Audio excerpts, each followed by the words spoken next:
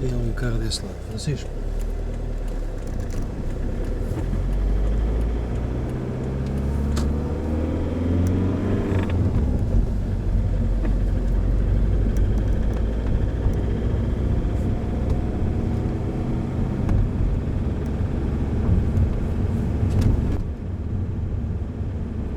Que música é que estás a ouvir, filho? Francisco? O que é que estás a ouvir? Diz? Que música é que estás a ouvir? Do Wiz Khalifa.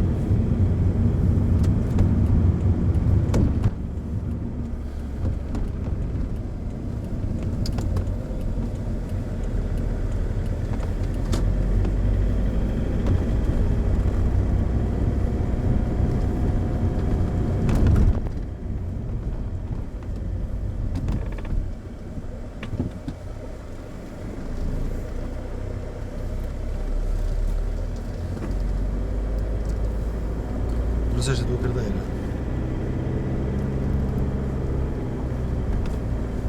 Trouxeste a tua carteira, Francisco? Se trouxeste a tua carteira? Diz? Estou a falar contigo, tiras os fones. Então eu tirei. Ah, Perguntar se diz. trouxeste a tua carteira. Trouxe. Gostei da forma como estás a falar comigo. Então eu só disse que trouxe. Qual é que é o problema de eu dizer que trouxe? Ao baixinho que eu não sou surdo, não? Que é para a gente não se chatear.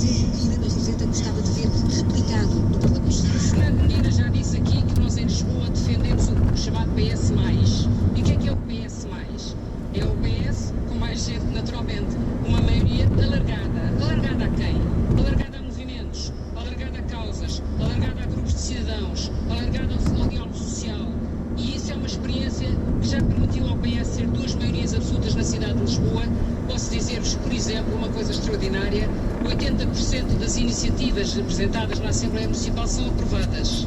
A Assembleia Municipal de Lisboa tem 9 partidos. Ora, que bom seria que se numa Assembleia da República também conseguíssemos esta capacidade de diálogo e esta capacidade de aprovação. Roseta Aponte propôs e António Costa aplaudiu que o Partido Socialista deve aceitar perguntas dos cidadãos e deve tentar agarrar os simpatizantes que participaram nas primárias. Já para a Carta de Garantias da coligação PSD-CDS ficou o espanto de Núria Roseta. Como é que o senhor do irrevogável tem a lata de nos vir falar em garantia? A coligação aplaudiu, assim como quando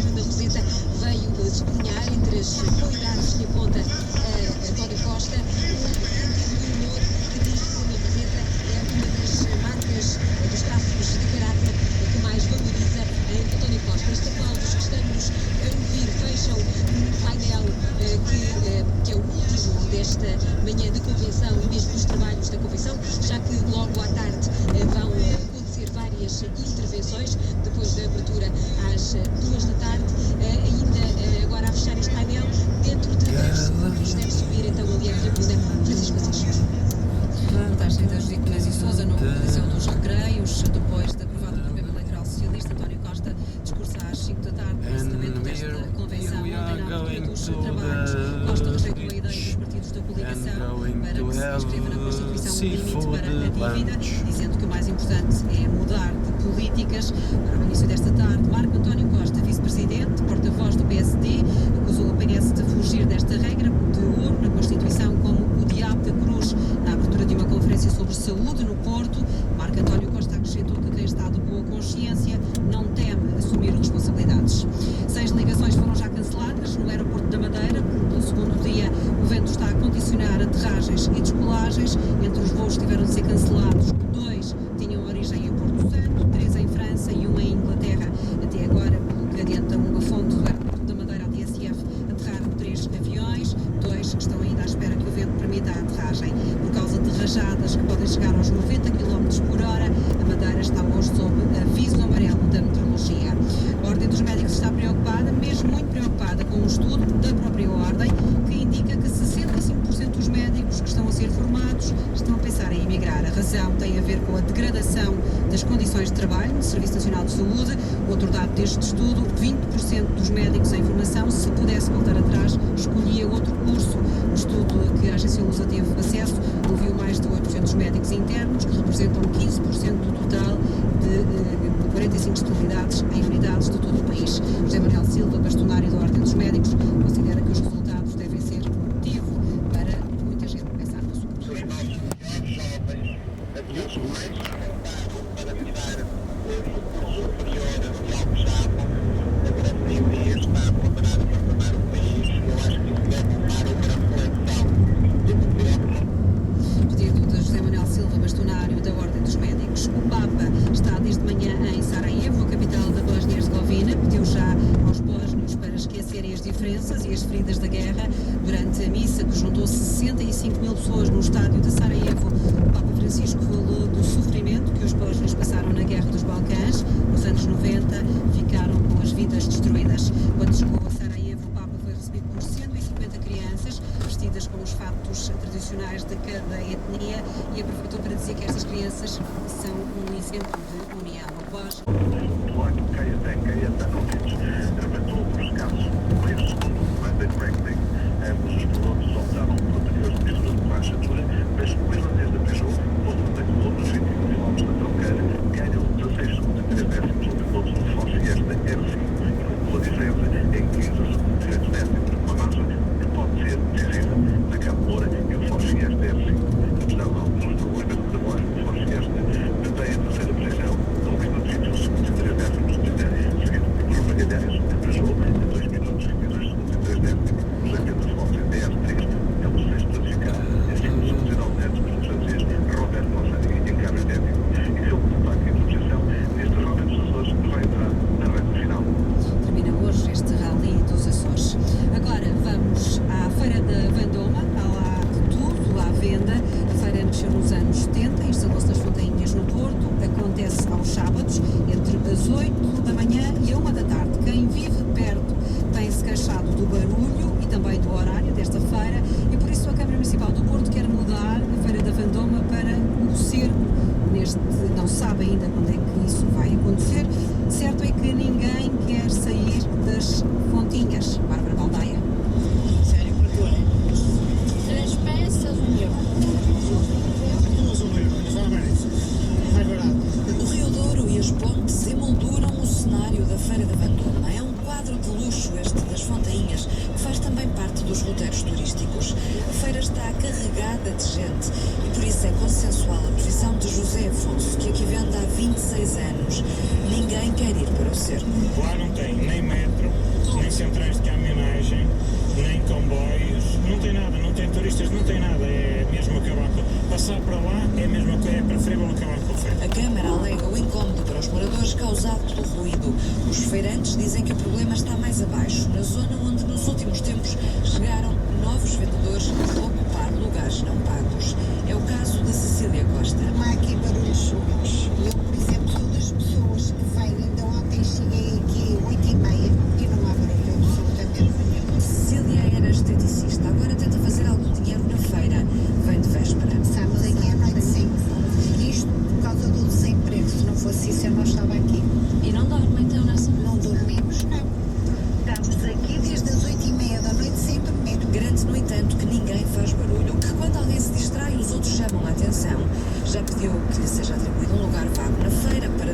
ser vendedora clandestina, mas ainda está à espera da autorização da Câmara. Há sempre alternativas, atiram os feirantes que se dizem dispostos até a ajudar a autarquia a pagar um reforço de policiamento nesta que já foi há muito tempo conhecida como a Feira dos Aflitos. Agora, dizem eles, tem motivo para estarem novamente aflitos. Ainda se vai fazendo negócio neste espaço nas Fontainhas, mas a Feira da Vendôma arrisca dar menos.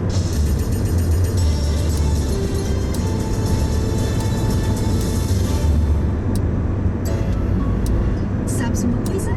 Mudei a cozinha. A sério? Pois foi. E aproveitei e mudei também a sala. A sala? Sim, os quartos. Os dois? Os três. Mas não eram dois. Como é que fizeste isso? Mudei de casa. Isso muda tudo. E o crédito também mudou. Se tem crédito de habitação no novo banco e quer mudar de casa, sabe que pode ter condições especiais. Fale connosco. Há algo novo no crédito de habitação. O novo banco. Acorda, este é o momento de despertar para algo melhor. E tu percebes? Então, vives. Está na hora de enfrentar o mundo. Ver os seus caminhos. Está na hora de subir montanhas. Porque na Remax nós só queremos dar o melhor por si. Remax, sonhar de olhos abertos. As minhas férias, fantásticas. A minha agência de viagens parece que lê pensamentos e tratou de tudo exatamente como eu queria. O voo, o hotel, o quarto, tudo perfeito. E mais, porque o mundo nem sempre é perfeito, sei também que ele é aderente ao provedor do cliente. Se já fui de férias? Não, mas sei que vão ser assim, perfeitas. Reserve sempre as suas férias numa agência de viagens aderente ao provedor do cliente, um selo de confiança da ABAFT, para que vá e volte sempre em boa companhia. Saiba mais em provedorabaft.com. Este fim de semana não perca as vendas privadas FNAC exclusivas para aderentes, com descontos até 30% em tecnologia. Consulte condições. Esta sexta e sábado, na FNAC e em FNAC.pt. Olá, o meu nome é Vitor Sobral e eu vou dar uma receita de arroz de frango assado. Os ingredientes são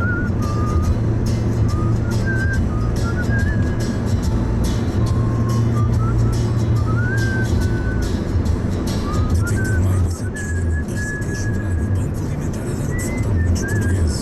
Nos supermercados, online em alimentascideia.net. Apoio TSF. Aileen mora em Xangai. Nunca veio a Portugal e se calhar nunca virá. Mas Portugal foi até ela. Está nos seus pés, na sua sala de estar, na sua garrafeira. Há cada vez mais produtos portugueses a correr o mundo e o seu pode ser o próximo. Conheça a oferta Montepio Crescimento 2020. Ajude a sua empresa a crescer saudável e sustentável. Afinal, quando uma empresa portuguesa ganha, ganhamos todos. Montepio, a voz que cresce ao máximo.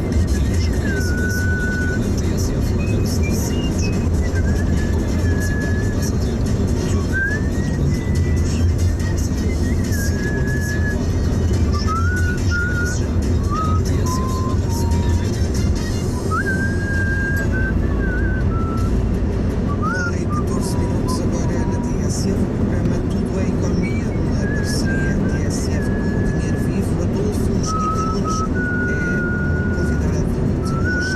Você está no estado do turismo, é entrevistado por Vítor Rodrigues Oliveira, editor de Economia da TSF, e Sílvia de Oliveira, diretora executiva do Dinheiro Vivo.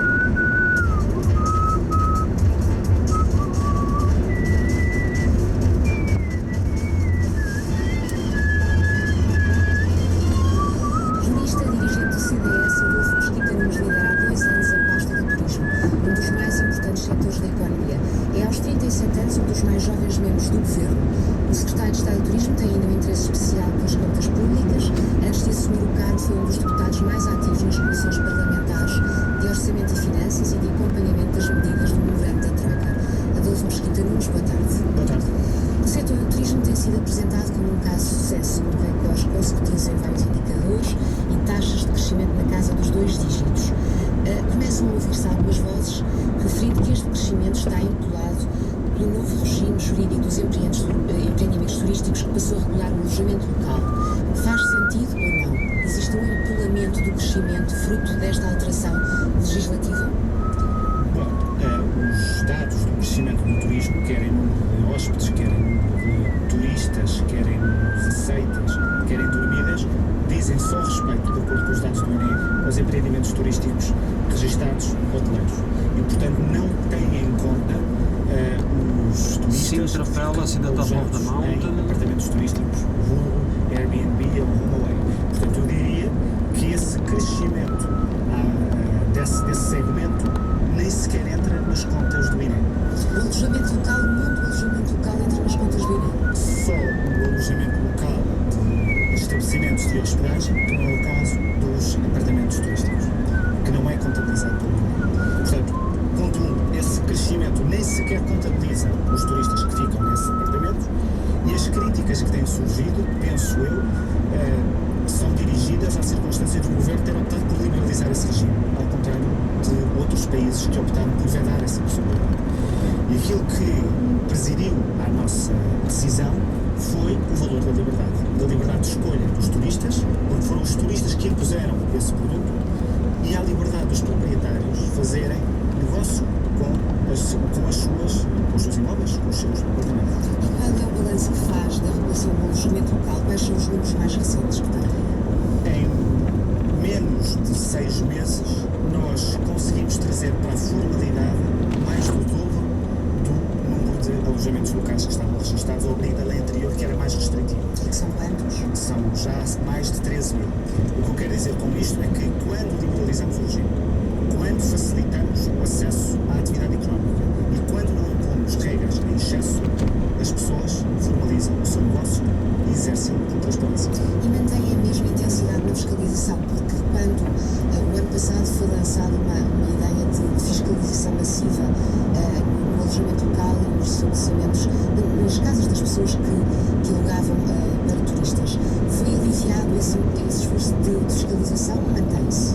Essa fiscalização faz essencialmente através de dois instrumentos: a administração tributária, que eu não tutelo e que não regulo e à qual não dou orientações, e a ASAI, do ponto de vista da atividade económica, que também não tutelo e à qual não dou orientações. Do meu ponto de vista, aquilo que eu procurei trazer como contributo para a formalização deste negócio foi precisamente a sua liberalização. E o balanço que faço com o número de alojamentos locais que estão a registrar por dia é um balanço positivo. Mas não sabe se a intensidade da fiscalização se mantém? Desconheço se a intensidade se mantém ou não.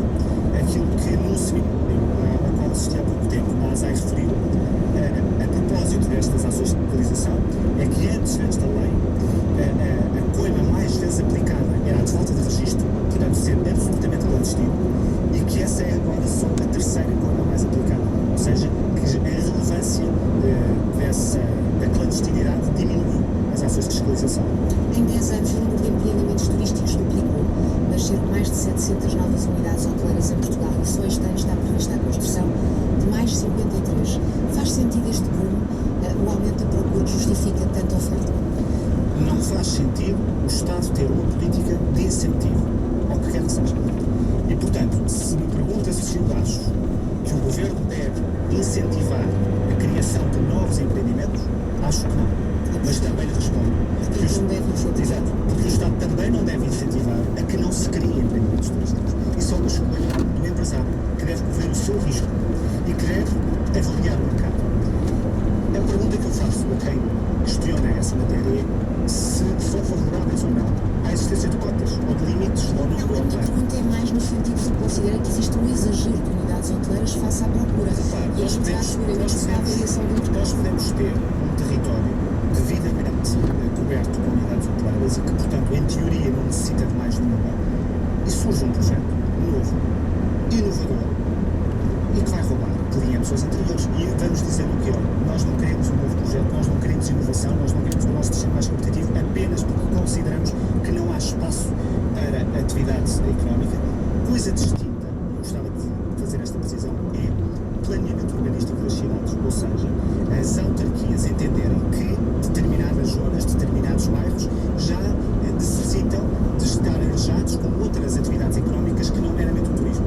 Mas isso é uma questão de planeamento urbanístico, instrumentos de gestão territorial, os planos diretores municipais. Não é a tutela do turismo enquanto atividade económica que considera que tem que fiscalizar o turismo. Mas não existe risco fome? de se estar a criar uma bolha, um excesso de oferta.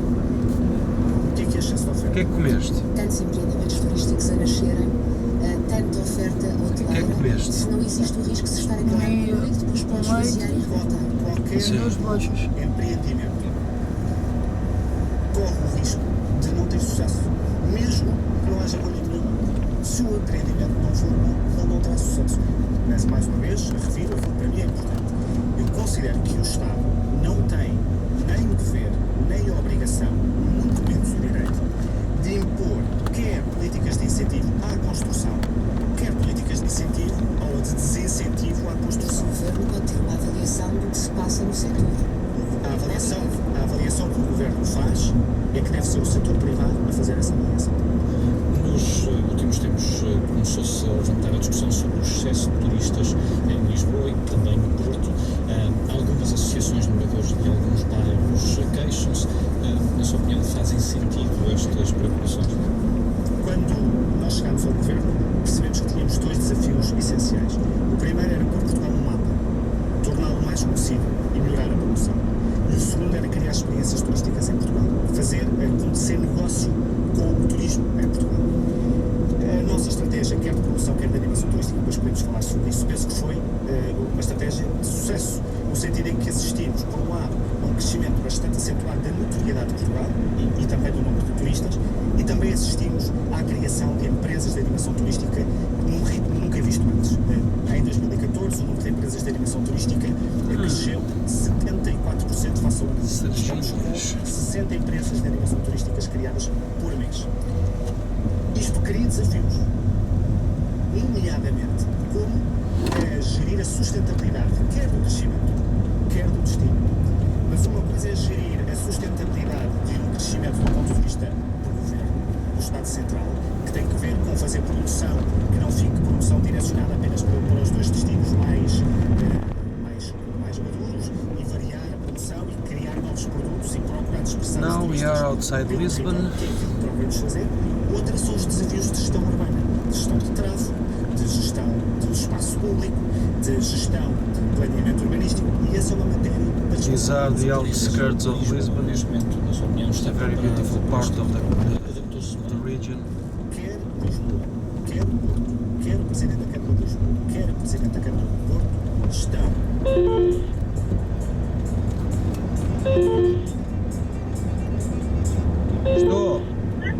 Estou? Luís, sim. Onde é que estás? Pá, vou a caminho, pá. Pronto, já está aqui, estamos cá dentro do restaurante já. Pá, Vamos entrar agora. Sim, mas diz-me uma coisa, como é que se chama o restaurante, que há bocado já me esqueci, pá.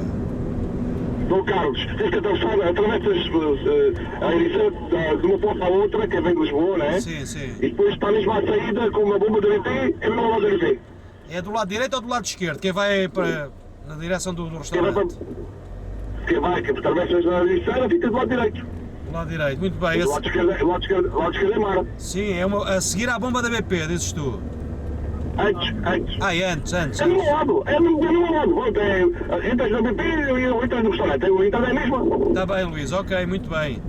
Pá, devo demorar o quê? Mais 20 minutos, pá. Mais 20 minutos? Sim. Até já. Vá, até já, obrigado, com licença. Passa pela gestão urbana, passa pela produção cultural, pela produção de eventos, é uma esfera que não está nas mãos do Governo. Mas passa por investimento público? Do meu ponto de vista, não. Ou seja, aquilo que está a surgir na cidade é a percepção, como um todo, de que o turista e de que o turismo é uma oportunidade e é um negócio. E, portanto, nada obriga a que toda a atividade turística se passe no centro da cidade. Muitas das atrações estão aqui. Mas aproveitando a circunstância de termos cá milhões de turistas, nada nos impede, como nada nos impede de ir a Alcobaça, à Ericeira, à Batalha ou a Fátima, nada nos impede de ir ao Paço do Lumiar, nada nos impede de ir à Gulbenkian, que está mais longe do centro. Isto para lhe dizer que me parece que para termos uma discussão que faça sentido sobre esta matéria, devíamos ter alguma sensatez nos pressupostos. E a sensatez, penso eu, é esta. É um desafio e é uma oportunidade. A procura tem aumentado bastante entre os turistas estrangeiros, mas não só. Em relação à procura dos turistas nacionais, tem também recuperado na ordem dos 2 dígitos. Esta recuperação é consistente do mercado interno? A recuperação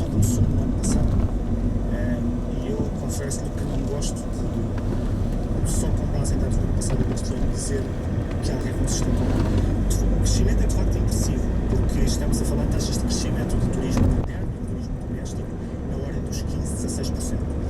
Mas temos de esperar para saber se ele é consistente. Ele é pelo menos coerente com os indicadores de confiança na economia. Ou seja, os indicadores que vão sair de confiança na economia começaram a melhorar e ao mesmo tempo o turismo interno começou também a aumentar. E do ponto de vista da procura externa, essa sim parece-me que é consistente. Temos tido uma trajetória de crescimento permanente nos últimos anos. Houve alturas em que estagnámos um pouco o crescimento, mas sempre em crescimento. As taxas de crescimento agora são de facto bastante superiores a todas as médias, europeia, mundial e da Europa mediterrânea, o que significa que o nosso setor privado é um bom produto e espero eu que a nossa promoção, a nossa mudança de estratégia de promoção tenha contribuído para isso. Mas há condições para manter este nível de crescimento acima de 2 dígitos, este ano e no próximo? Repare, o que há condições é de continuarmos a crescer acima da média dos nossos principais concorrentes. Ou seja, o nosso objetivo, tal qual eu vejo o papel do governo, não, estás com sono? Criar objetivos quantitativos, nunca pode ser um objetivo absoluto e desgarrado da realidade que nos rodeia. Portanto, aquilo que eu diria é que o nosso objetivo é continuar a crescer acima da média dos nossos principais concorrentes, o que significa que estamos a aproveitar. Ou seja, aproveitar melhor o desafio que os nossos concorrentes. No caso concreto de Lisboa, os taxistas têm estado envolvidos no centro de algumas polémicas, primeiro com os tuk-tuk e agora com a Uber. Qual é a sua opinião? Tendo uma perspectiva tão liberal do setor, concorda, por exemplo, com o facto de a Uber ser impedida de operar em Portugal como está prestes a acontecer? São duas questões distintas. Os tuk-tuk são uma atividade económica através do meio de transporte que pode circular nas ruas. E, portanto, a questão que se coloca é: deve o Estado, através do turismo de Portugal, limitar o número de tuk-tuks que circulam nas estradas? Deve o Estado, através do turismo de Portugal, impedir os tuk-tuks de atravessar determinadas zonas da cidade? E a resposta que o turismo de Portugal deu, através, enfim, seguindo as minhas instruções, é que o turismo de Portugal não o deve fazer. Da mesma maneira que não controlamos o número de autocarros que as agências de viagens ou que as empresas de animação turística têm, ou o número de vespas ou o número de autocarros. Questão diferente, ainda dentro do uso é, uma vez mais, o planeamento urbano. Regras de estacionamento, onde é que elas se podem ou não podem fazer apanhar passageiros, se tem que haver pontos ou não tem que haver pontos, pode ser em qualquer sítio. Isso é uma matéria que já não tem que ver com a regulação da atividade económica. Portanto, liberal, nesse sentido, acho que não deve criar limites. Os desafios da gestão de trânsito e de tráfego urbano se escapam e, portanto, admito que seja um desafio, mas é a Câmara que terá de resolver. A questão da Uber é diferente, porque a questão da Uber que coloca é a reação a novos modelos de negócio que vêm da economia colaborativa, da sharing economy, que é um desafio que todos os países estão a sentir. É o mesmo desafio do Airbnb. Eu não tutelo a área dos transportes. Eu tutelo a área do turismo. Do ponto de vista turístico, nós não impusemos nenhuma obrigação a uma. Portanto, eu não tenho aqui o que dizer e, portanto, aquilo que me peço é que falo com o meu colega Sérgio Monteiro a propósito, a este propósito. Mas dizer que a sharing economy me parece que é uma realidade que veio para ficar e que qualquer tentativa de a limitar ou de vedar vai redundar num fracasso. A questão do Uber tem uma particularidade relativamente ao Airbnb, que referi, eu liberalizei, é porque está face a face a uma atividade que é regulada através da alvarás e de licenças. E, portanto, levanta de facto questões de concorrência que devem ser resolvidas no âmbito próprio. Não pronuncio sobre a sentença, até porque ela é apenas meramente calculada. E, mais uma vez, os taxistas. Qual a sua opinião sobre o pagamento dos 20 euros por táxi no aeroporto de Lisboa, independentemente do destino? A sua opinião, isto faz sentido? Eu não consegui, até agora, perceber as notícias que vêm a esse respeito. Porque eu já ouvi taxas e taxinhas sobre tudo e mais alguma coisa relativamente ao aeroporto. Aquilo que me parece é que ter regimes de taxas aplicados nos aeroportos que não sejam reguladores, que não tenham por objeto nenhuma contraprestação ao cliente, não me parece fazer sentido. Coisa diferente é que, através da gestão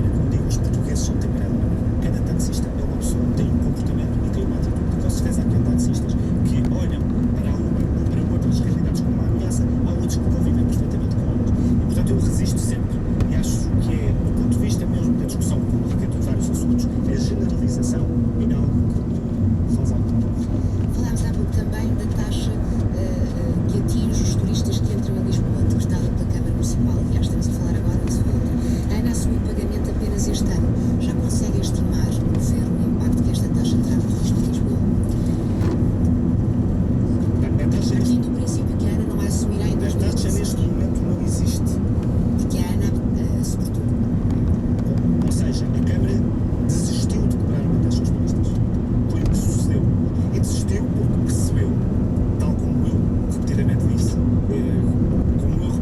disse, não só está em causa o pagamento de um valor, como a absoluta impossibilidade de a cobrar com as exceções que a Câmara previa. Porque uma coisa é dizer que se aplica uma determinada taxa a todo e qualquer passageiro que entra, e portanto o pagamento pode ser automático na conta do bilhete, etc.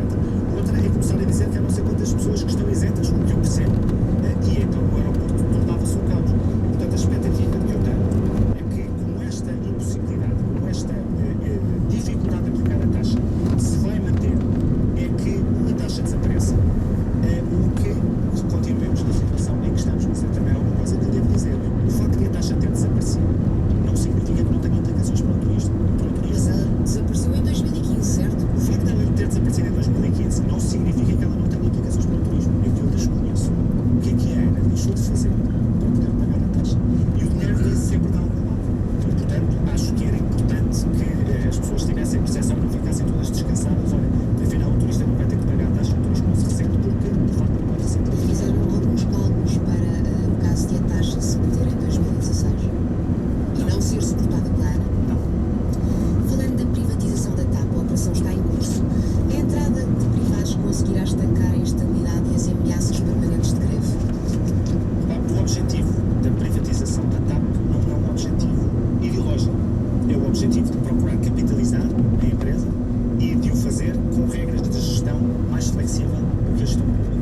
Porquê? Porque a TAP tem valor, a TAP pode crescer e tem um papel importante para o turismo. Se assim não fosse, não estaríamos a privatizar. Se considerássemos que a entrada de privados não era suficiente e não garantia o futuro da empresa, estaríamos a reestruturá-la. Sobre a privatização da TAP também gostava de referir. Mas ainda antes de ir para essa parte, acha que os privados conseguiram estancar a estabilidade à volta dos pilotos? É que essa é a questão. E essa questão poderá representar riscos futuros também para o turismo? Repare, os riscos que uma empresa, uma companhia aérea, tem para o turismo são, num mercado concorrencial, bastante mais limitados do que seria se vivêssemos num regime de monopólio. A verdade é que Portugal é hoje um destino turístico, está geograficamente localizado numa zona onde pode e funciona como um hub, e portanto aquilo que eu diria é que, com curto, médio prazo, um desaparecimento de uma companhia aérea seria substituída por outra. Não é isso que queremos relativamente à TAP. Não, mas o que significa o que eu disse é que se a TAP desaparecesse, não sofreria o turismo, não sofreria assim tanto, é isso? Aquilo que diria é que, num mercado concorrencial, o desaparecimento de uma empresa num mercado concorrencial e num destino turístico tão relevante como é Portugal é ocupado por outras companhias aéreas. Nós queremos que a TAP continue a operar e dizer que não se pode olhar para esta privatização, como muitas vezes fazem em Portugal, como o Partido Socialista faz. O Partido Socialista tem um critério para analisar as privatizações, é o da autoria. Se o PS estiver no governo, a privatização é boa. Se o PS estiver na oposição, a privatização é má. No caso da TAP, isso então é paradigmático, porque foi o próprio Partido Socialista que já propôs a privatização, o que significa que grande parte das objeções que têm sido apontadas à privatização da TAP são de mero combate político. E que riscos adivinha para o setor do turismo no próximo ano, com toda a situação que se continuará a levantar? Nós vivemos, o ano passado, numa situação em que a TAP viveu dificuldades e o setor do turismo foi-se ressentindo ligeiramente, mas foi. Se essa situação se prolongar, se contratos tiverem separados, se os negócios na área do turismo, na operação, fazem-se com muita antecedência e, portanto, há um período, de facto, se a empresa tiver que desaparecer, se a empresa tiver que ser absolutamente reestruturada, há um período de curto prazo onde o setor claramente se ressentirá. No setor do turismo também a restauração tem um papel de destaque. Há poucas semanas o Presidente Executivo de um dos principais grupos dos setores, o José António Posteira, disse que para o turismo seria preferível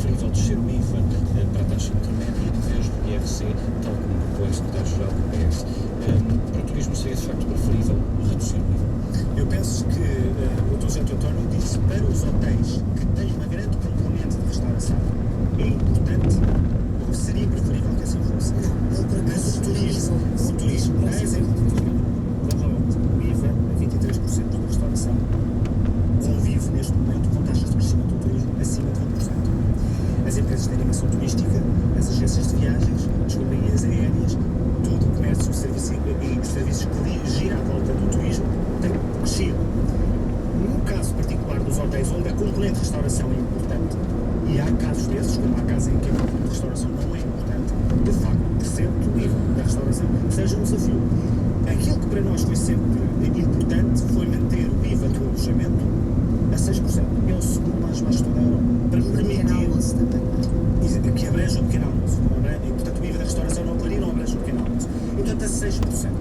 Para permitir que os hotéis portugueses sejam o mais competitivos possíveis para trazer turistas. Ainda hoje, o diário, hoje, há uns dias, o Diário Económico publicava na manchete que o setor da restauração está a crescer. Muito, não é por saber foi até bom, não é isso que eu estou a dizer. O turismo tem dado esse contributo importante. Mas seria importante que o PS esclarecesse se a descida do IVA da restauração que defende. Antigamente havia aqui um avião. Da subida do IVA do alojamento. Mas já agora, não disse o que seria preferível se pudesse escolher entre a descida do IRC e a descida do IVA da restauração para a taxa intermédia? Eu penso que para o turismo como um todo, que abrange não só a hotelaria, como todas as atividades que estão, tendo em conta a carga fiscal que as nossas empresas vivem, que é importante que o IRC tenha a sua trajetória. Mas não há qualquer margem nos próximos 4 anos para uma redução do IVA de 23%? Eu penso que os orçamentos se falam, debatem e discutem anualmente. E é a questão que terá de ser preparada nos orçamentos do Estado.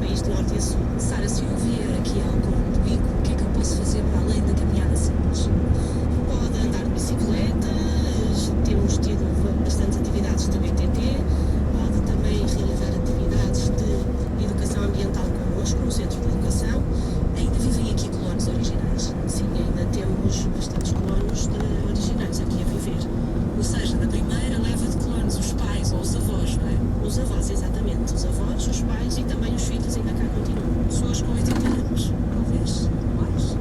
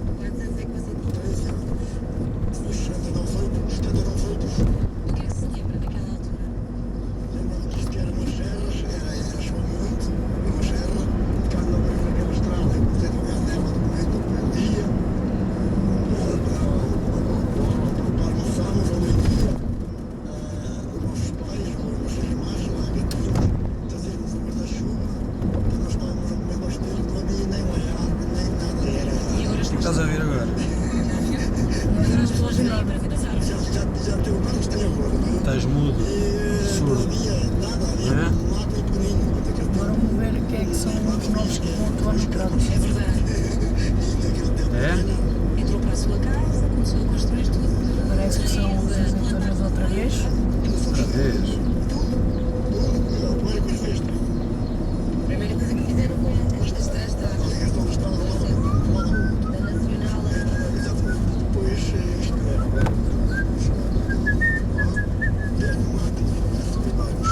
Estamos a chegar à Ericeira.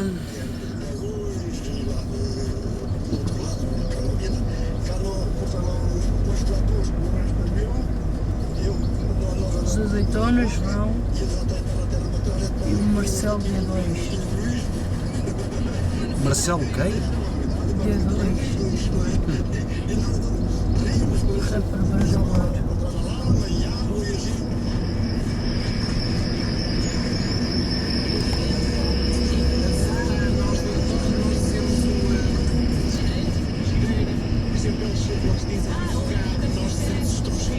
Ai caramba, bingo, bingo, e eles dizem garoto.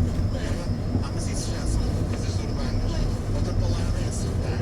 Acertar e nós sermos frigideira. Exatamente. Peixe. Também. Nós dizemos a frigideira em Lisboa. Dizem frigideira? Dizemos acertar. Sim, Não se dizem pão ou rabo seco. O meu pai dizia pão seco. Mas dizia pão. Não, nós aqui dizemos um trigo. Um trigo. Um trigo. Desculpa. Exatamente, eu estava a pensar assim, um trigo. Eu quero 10 trigos. Não dizemos 10 papos secos ou 10. Dizemos trigo. Outras palavras. Locais do país. Há coisas que não se dizem. Há coisas que não podemos dizer. O Festival do Kratos está a aumentar. Então, Está cada vez subindo mais. cada vez é mais conhecida. E eles aqui, mais os mais velhotes, é que dizem algo.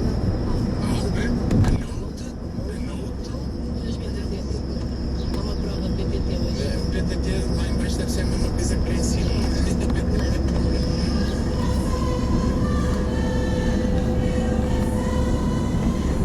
Isto é antes do restaurante.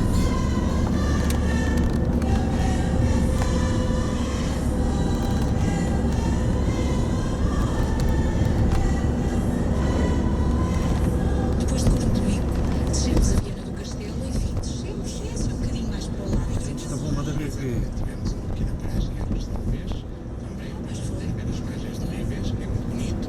E finalmente chegamos a Viana do Castelo, onde fomos comer num pequeno restaurante junto Mas aqui a São Miguel à frente. de Santiago da Barra. Com os barcos mesmo ali ao lado, comemos peixe. E se calhar antes do restaurante da BP deve ser aquela coisa ali. Exatamente, mas não apenas sargo, outro tipo de mariscos, eu gosto de mariscos. Este aqui é o Dom Carlos. Café, continuamos pelas ruas de Viana do Castelo, passamos por uns sítios. Dom Carlos. São as ruas, efetivamente, da zona da Ribeira, que é a zona dos pescadores de Viana do Castelo, que, por alturas das festas da Agonia, basicamente no apogeu das festas da Agonia, na noite precisamente anterior à posição ao mar, as pessoas da Ribeira costumam fazer aqueles tapetes em sal. Todos os anos os padrões mudam, os padrões e os desenhos. Mas não são tapetes de flores. Não. São essencialmente tapetes de sal.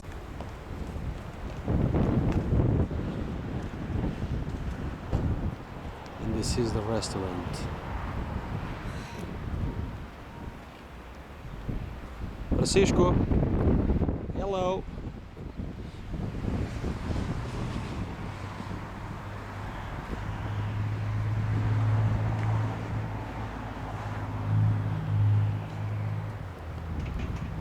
The ocean.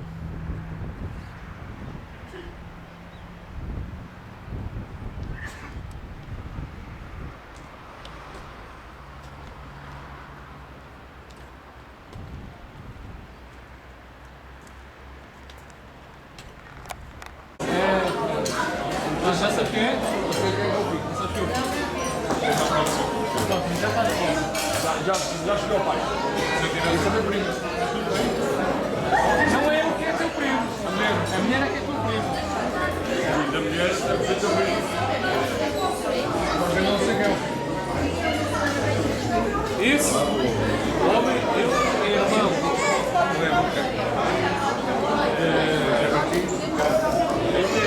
da mulher do irmãozinho e da mulher do Manacera.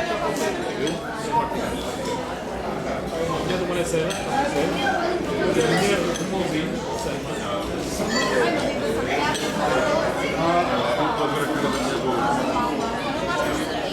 não deu? Ele é mais novo. Pronto, já aparece. Esta história. Esta história tem vários desenvolvimentos.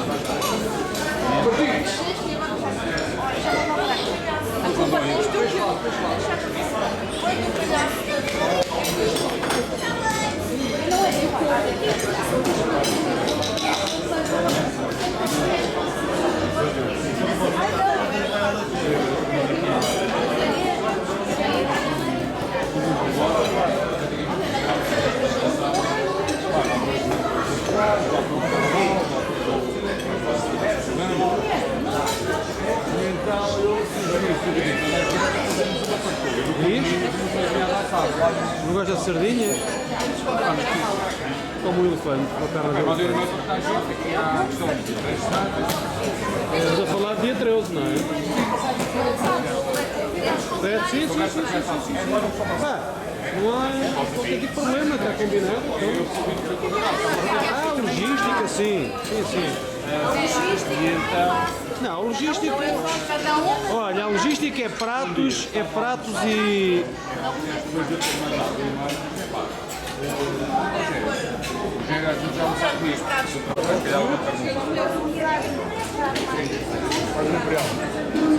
Seafood soup. Pronto, esta é a história. Espero que ninguém esteja em desacordo com a parceirada. É pá, sabes bem que eu estou sempre de acordo, pá, desde que.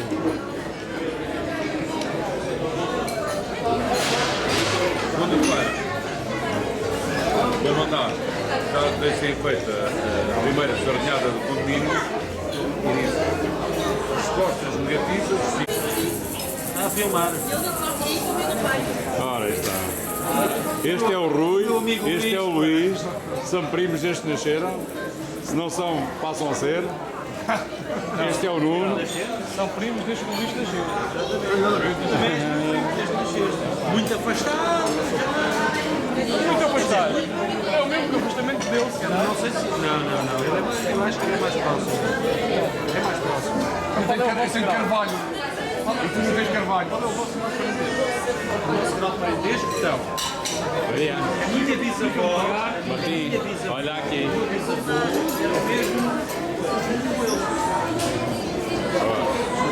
Agora vou fotografar ali as meninas. A Berta. A Vânia. Foi ao Dom. Era irmão. Ela é o Dom Carlos, Meu avô.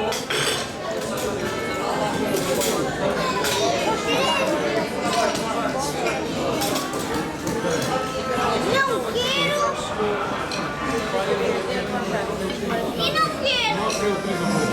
Vou deixar isto! Eu vou ele, é o bisavô.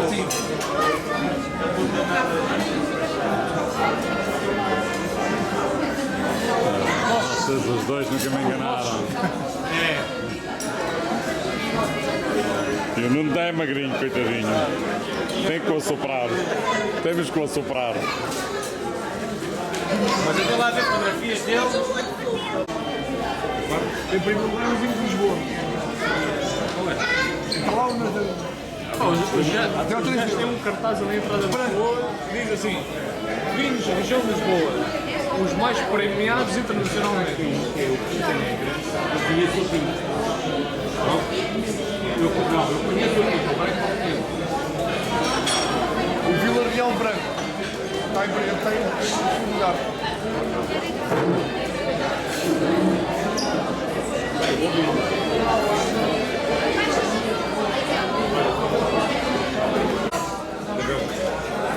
Vamos dizer dentro de uma restaurante, mas em barco para ir assim. Uma dose com mais tal e tal. Uma tampa preta, vem assim. É pá, também muito agradável. Nisto eu dei aqui. Tem lá do mar deles, com certeza. Bruxelas, queres entrar?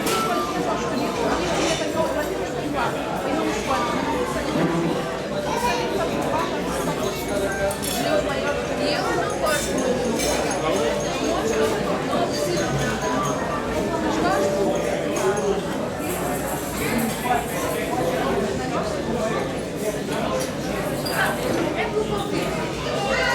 Olha lá, e tu também não gostas nada de levar. Não, mas eu gosto lá. Olha, mas tem muita visita bem. Não é por ti. É por outras pessoas. Já está? É só bem. Já. Sim, o segundo. Qual é que é o segundo? E o segundo? Sarotó. Não. Era uma história. Tu estavas lá, não estavas nessa? Já filmaste? Uma vez fomos comer. Não está.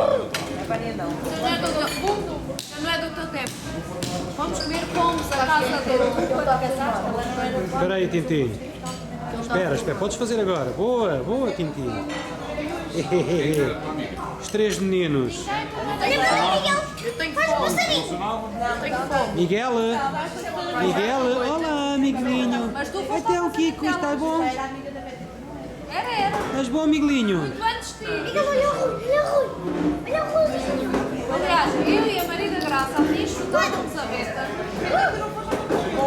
E chutávamos a beta porque não a queríamos ao pé de nós. Era uma chatinha. Estás a filmar? Olha, Estou, querido. deixa ver. Vem aqui ao pé de mim que já viu. Eu não estou a filmar para este lado. Já ontem não estava. Não, esta semana.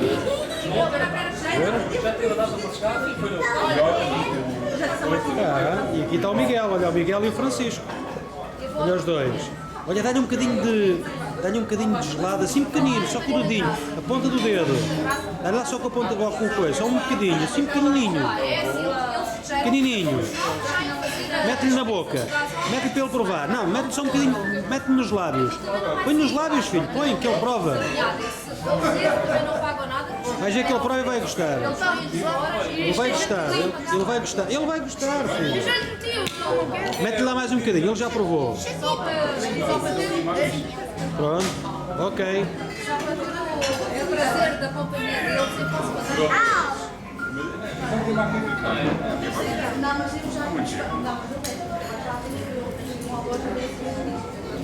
Que substituto tem? Ah, grande Tintim. E com os teus lábios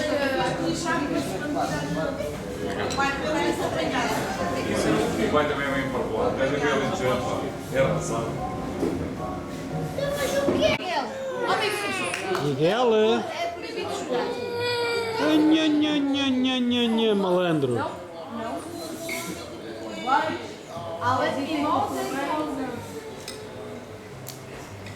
Janeta da mimosa. Olhem para isto, veloso, pá. Não tem vergonha nenhuma, pá. Não tocas, não.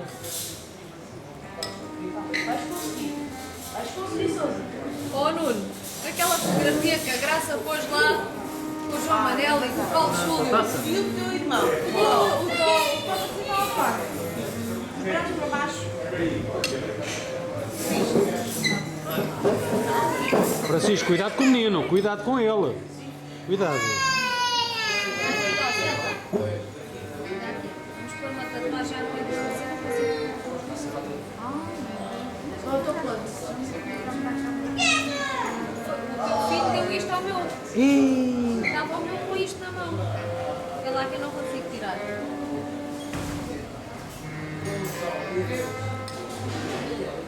Maria.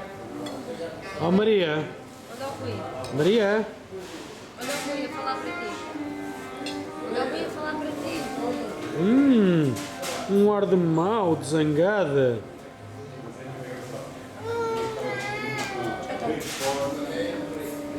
Então, Tintim. Isto é tatuagem. Estás a ver os peixinhos? Quer dizer, os peixinhos não é os peixinhos.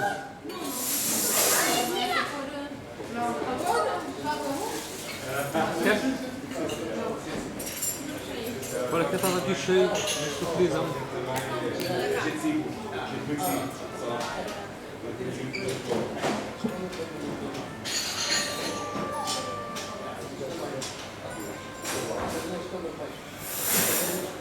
Francisco, deixa as sobremesas.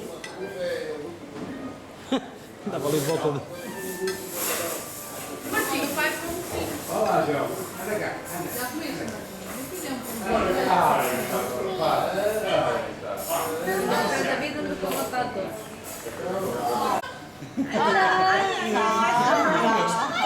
Essa mão, bruto. Pronto, está aqui o menino. Eu tenho quanto tempo esse bebê? 7 meses. Ah, pequenino. Olá. Olá. É muito bem disposto. Bem disposto, pá. Olá. Olá. Já pescada, já pescada. Agarra. Este aqui é um brilho. Ó, Martim, grilo. Sai de cima da cadeira. Sai. Assim, uma vez, o bebê bate o ovo.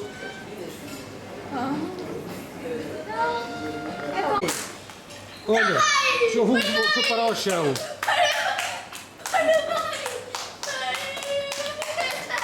Ó, Filipe. Aqui um fugitivo. Este já não volta a andar. Vai que eu não vou dar.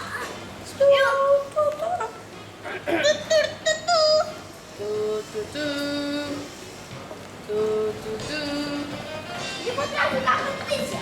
Tropa nela.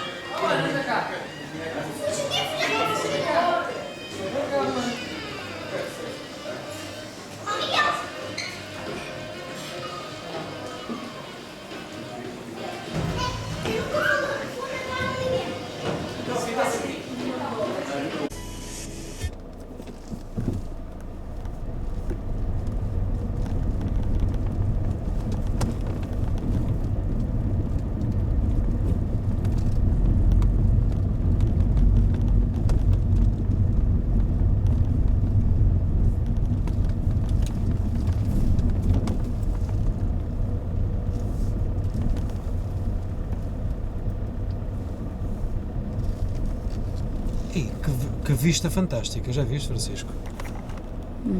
Epá, que lindíssimo, pá. Olha aqui a falésia. Sim.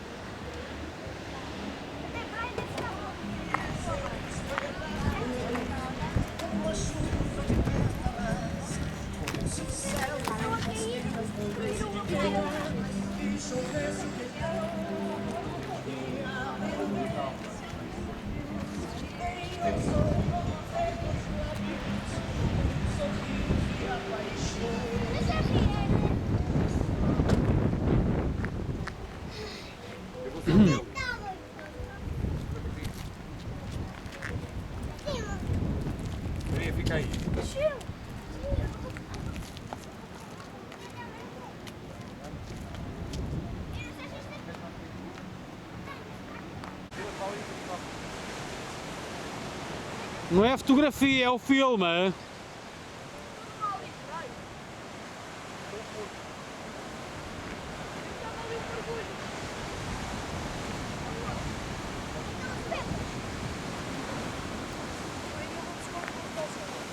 Sim, sim, Francisco. É um ótimo sítio para poder ir tomar banho, pá. Olha ali, olha aqui. Ali não há praia. Não sei, ainda não fui aí. Já aí vou. Maria! Maria! Tintim! Estás a ver os Açores? Sim, filho. Os Açores, Sim. no Porto. E aquilo é igual.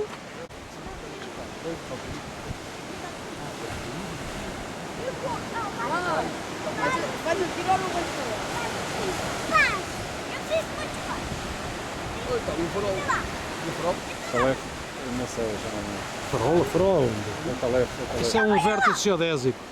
É o Talef. Vértice geodésico é um Talef. Não, o Talef é uma povoação. Não, Talef é a terminologia. Mas há uma povoação popular. chamada Talef, Ok. tinha lá uma... Sim, sim, ok. Não digo que não, Tinha lá Zé. uma estalagem. Sim, não digo que não, mas significa... Farol. Não é, é um vértice geodésico. Pô. Vá, Maria. Aquilo é para os barcos saberem que é uma... Porto. Aquilo deve ser luz verde. Luz verde. Não. Como é que é? Eu explico-te já a seguir. Mas se calhar posso estar a falar errado. Luz verde, luz vermelha, o que é que significa? Bom bordo, este bordo. Isso aí é uma falta. Não, luz do farol. Ah, do farol. Luz verde, não sei o quê, luz verde, vermelha. Mas ele vai Oh, explicar. oh, Mas ele não quer explicar para o vídeo. É só para nós, é particular. Deixa-me tentar mandar uma pedra. Para mais. Para mar. Sim, é água.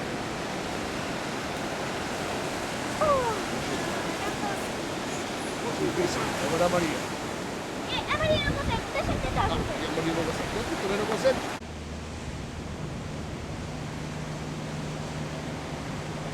Mais 3 vezes. Mais. Fica esta pedra. Deixa aqui.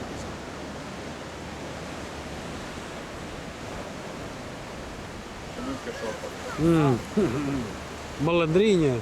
Fogo! Venha lá, vamos lá, só quanto? Deixa eu. Luís, onde é que tu calças? Hã? Onde é que tu calças? 43. 43! Eu calço 41. Daqui era larga, Francisco.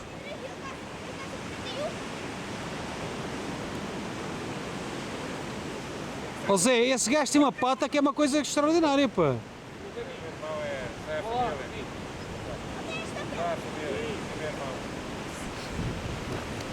É, família. Meu irmão mais velho. Neto especial. Vá, venham.